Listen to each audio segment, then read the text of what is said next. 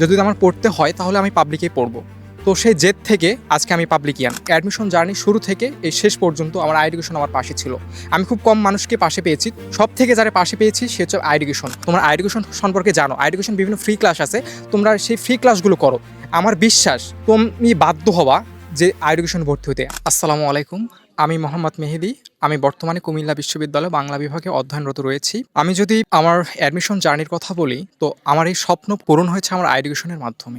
আমি যেহেতু second timer, আমি যখন ফার্স্ট টাইমে একটা ভর্তি পরীক্ষায় যখন ব্যর্থ হয়েছিলাম, তখন আমার আম্মু আমার পরিবার থেকে বলছিল যে ন্যাশনালে ভর্তি হইতে। তখন আমি আমার আম্মুর একটা কথা বলছিলাম যে যদি আমার পড়তে হয় তাহলে আমি পাবলিকেই পড়বো।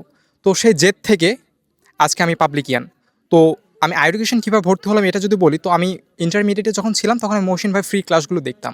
তো সেখান থেকে সে ভালো লাগা থেকেই আমি এডুকেশনে ভর্তি হয়েছি।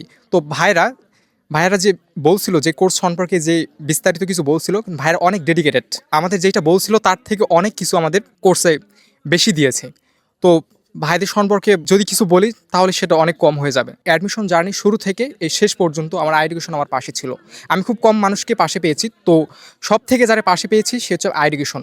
তো তোমরা যারা আছো ভাবো যে অনলাইনে ভর্তি হয়ে কীভাবে কী করবো, বর্তমানে যে প্রেক্ষাপটে তোমরা যারা শুধু অফলাইন ভাবো, আমি বলবো তোমরা অফলাইনে ভর্তি হয়ে ভুল করো না। আমি এটা মনে করি, কার কি আমি সেটা জানি না, তবে আমি তোমাদের সাজেস্ট করব যে তোমরা অনলাইনে ভর্তি হও। কারণ অনলাইনে এখন অনেক প্ল্যাটফর্ম রয়েছে।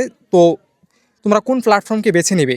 তো আমি এডুকেশনের কথা একবার বলবো, তোমরা এখনই এডুকেশন ভর্তি হও। তোমরা এডুকেশন সম্পর্কে জানো। এডুকেশন বিভিন্ন ফ্রি ক্লাস আছে।